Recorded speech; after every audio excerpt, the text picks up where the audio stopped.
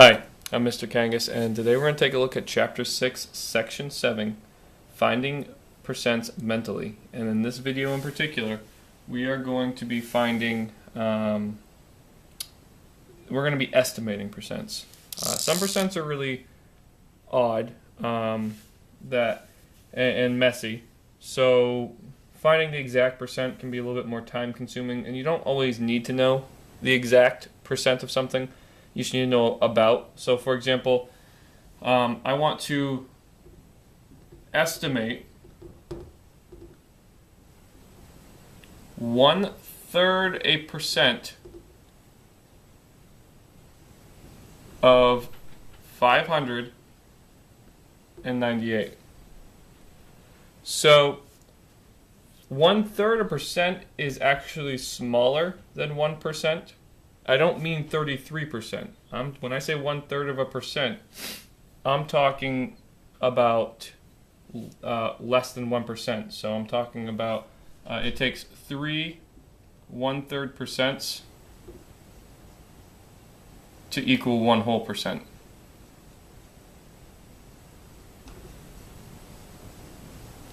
Okay? So in other words, if I take 1/3%, multiply it by 3, I will have 1%. Okay?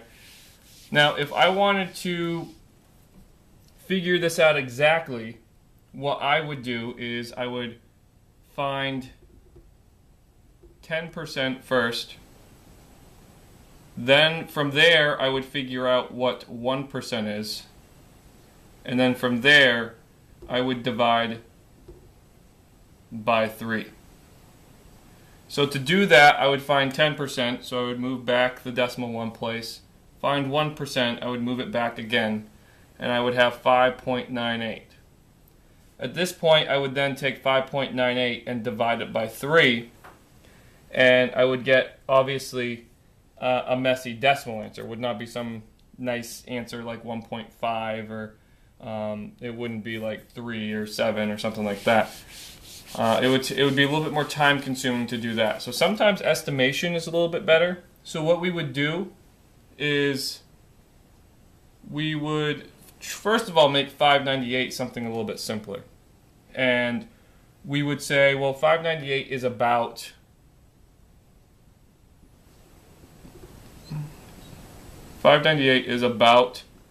600. Then I would take 10% of 600. Okay? So I know that 10% of 600 would be 60. And from there I would figure out that 1% is 6. And then divide by 3. And it would be a much cleaner answer. So in this case, I would find out that 1/3% is equal to 2, because 6 divided by 3 is 2. So that's how I might estimate something like that in my head. And so 2 reasons for that. One, I may not need to know exactly what 1/3% is. I just need to know ballpark what it is. The other reason why I might go through this process is if I did need to find exactly 1/3%, and I knew that I had to take 5.98 and divide it by 3, like we discussed earlier, to get the exact percentage of 598, to get the exact 1/3% of 598. What this will do is this will give me the ballpark that I need to hit. I know that when I divide these two numbers, I need to get an answer that is about 2. And so I should actually change this. This said equals 2 down here. What I would do is I'd actually do 2 squigglies, which is approximate. So 1/3% is approximately 2. Because obviously 1/3% is not exactly 2 in this situation, because we were estimating. But what the estimation will do for me is when I divide these two numbers to get the exact 1/3% of 598, I know that my answer needs to be approximately 2.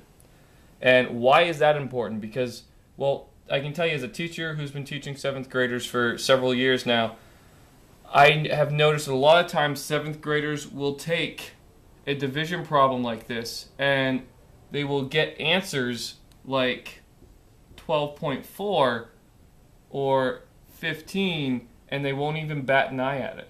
They will just give me this for an answer and move on. The red flag doesn't go up. Nothing happens where they say, hey, whoa, this does not make sense. Okay?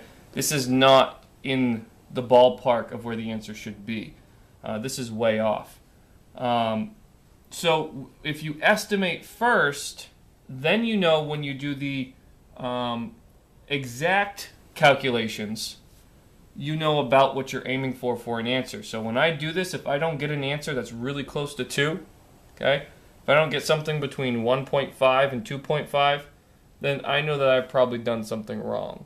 And I need to go back and check my division, because a lot of times what will happen is kids don't know where exactly to put the decimal in their answer, or they don't know how to divide with decimals exactly, and that will mess up their answer. So I'm going to take a look at one more problem. So sometimes, like in this problem, what we did was we rounded up the 598. Other options that you have would be to round the percentage. So for example, if I wanted to know what 118% of 56 is, okay, I could try to find 118% of like 60, but that's still something that would require quite a bit of time. Something in this case that might be easier is to find 120% of 56, okay? So this would be my estimation.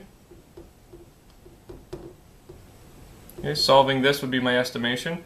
So I already know that 100% of 56, okay, would be 56. Okay, because 100% is the whole.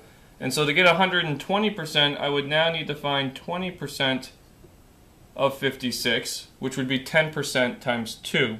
Okay, so 10% would be 5.6, because we would move that decimal back one space. And 2 10% would get me the 20. So now at this point, I can add up my 5.6 and my 5.6 and add that on to my 56. So 5 and 5 is 10, 0.6 and 0.6 is 1.2, so I have 11.2 here. And again, if you can't do that in your head, then please write it out and solve it. Okay, don't try to do it in your head if you can't do it accurately all the time. So you take 11.2, add it on to the 56, and you know that 120% equals, okay, 67.2. Okay, so you know that 118% is about 67.2. Okay, now if we wanted to find 118%, instead of doing it like this, I would have had to have found a 10%, a 5%, and a 1%, and I would have had to multiply the 1% by 3, and that would have just taken more time and more effort. Where if you don't need to put in that time and effort, and you just need to know about what is it, approximately what is 118% of 56, then that's when 120% is probably more worth your time, because it's just a simpler problem to solve. So that's how you would estimate. Those are the two ways. You just need to figure out, is it better for you to round the percentage up to something a little simpler, or is it better for you to round the number? In some rare circumstances, it's good to round both of them, but typically just one of them is fine. So that's really all there is to this section. So tune in for the next chapter, which is Chapter 6, Section 8, which is using percent equations.